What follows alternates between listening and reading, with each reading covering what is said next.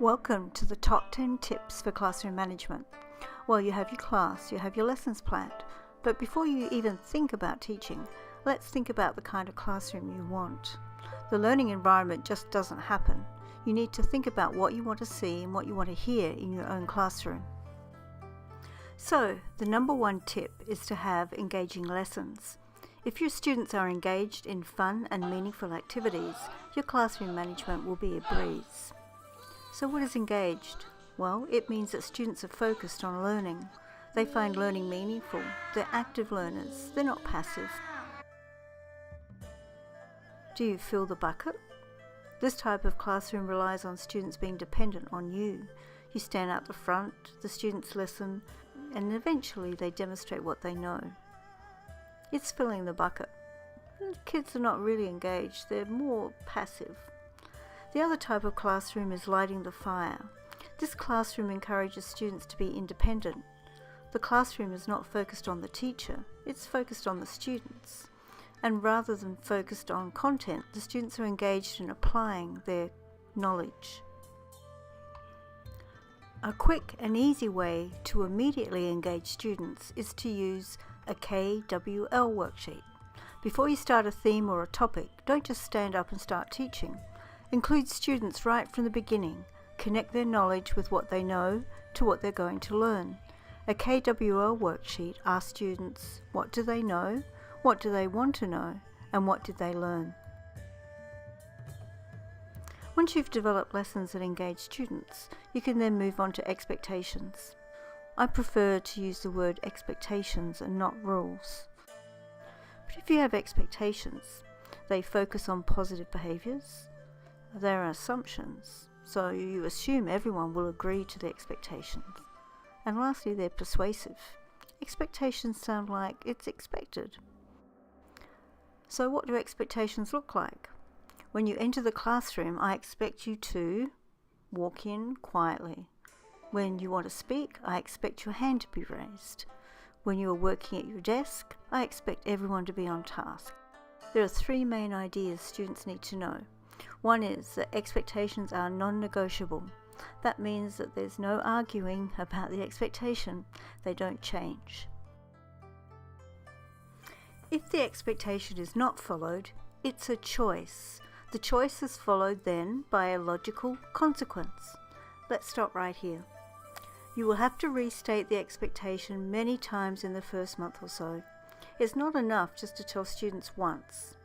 Write them down, practice them, show students what it means to raise their hand or how to work in a small group. It's all worth the time and effort in the long run. It may feel like you're repeating yourself, but keep going. For young students, have 4 to 5 basic expectations, make them short, and teach them in Chinese. Role-playing is also a great way to help young students learn the expectations. For older students, you can have a community agreement that students sign, or even have a classroom contract that lays out the expectations. I print this postcard for the first day of class. Notice how the expectations are written with I at the beginning of each expectation. Expectations are positive. They don't use don't or stop. They are stated in the positive, I will. That leads us to consequences. A lot of off-task behaviours can simply be redirected. But for every expectation, there needs to be a logical consequence. So what do? You just restate the expectation. You can raise your hand to speak and I will listen, or you can choose to call out. And there are consequences to your actions. So if you do this, then this will happen. It's all about students making good choices. Consequences are not a punishment. It's a logical action that takes place because a choice was made. So let's review. The expectation is to raise your hand to speak. Thank you. Who can remind Tom of the expectation? You've chosen not to follow the expectation, so you will need to take time out or complete a reflection sheet or maybe to move your desk. So then if these basic options don't work, then it's teacher's choice. You could have a note home, a parent meeting, or a principal meeting. So there are steps that are taken that are related to your expectations. Of course, to balance your classroom, you need to also have ways to give positive feedback to students. If students feel good in the classroom, they're more likely to learn effectively. You can have a classroom economy. Just download and print Panda money and give students their own cash for things like outstanding speaking, homework completed, or excellent behaviour.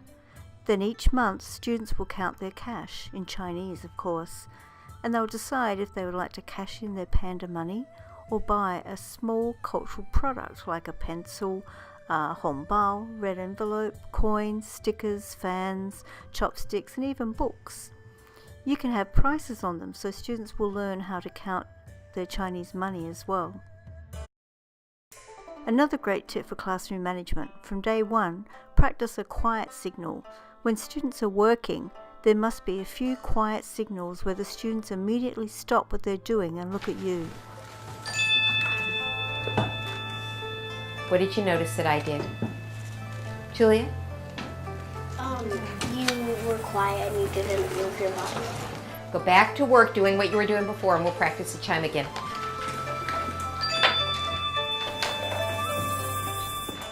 Whatever signal you use, students must be able to see it from anywhere in the room.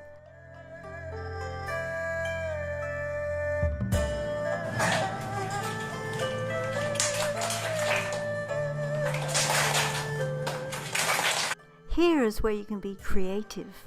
You can make up a clapping pattern, maybe show the peace sign. You can put your hand up as a signal for all students to put their hands up.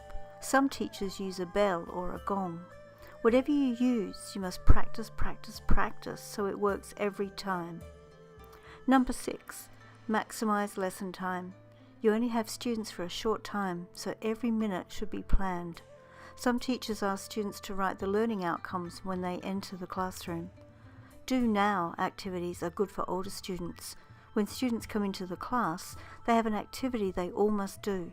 It settles the students down and usually only takes 2 to 3 minutes. Then you have students' complete attention.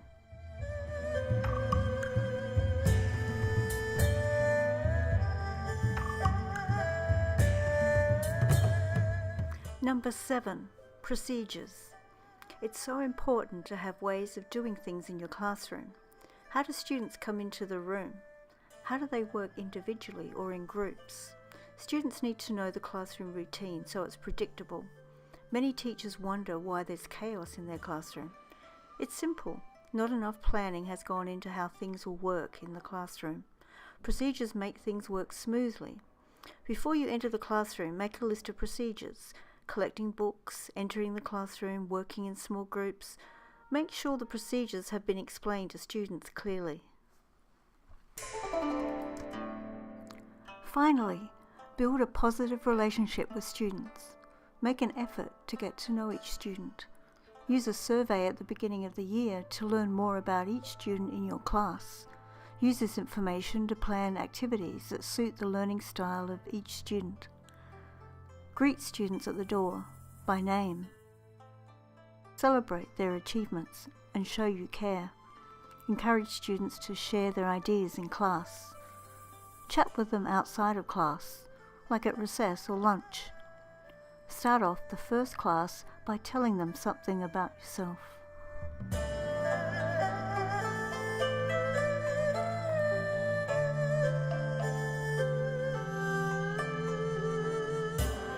So let's review. Number 1, plan engaging lessons. This is definitely the key to good classroom management. Number 2, don't fill the bucket. Light the fire of curiosity in your students and engage them. Number 3, have expectations that are clear to the students. Number 4, choice is related to. Number 5, consequences. Number 6, plan ways to use positive reinforcement. Number 7, have a quiet signal. Number 8, make use of all the lesson time. Number 9, write down your procedures. Number 10, have a positive relationship with students.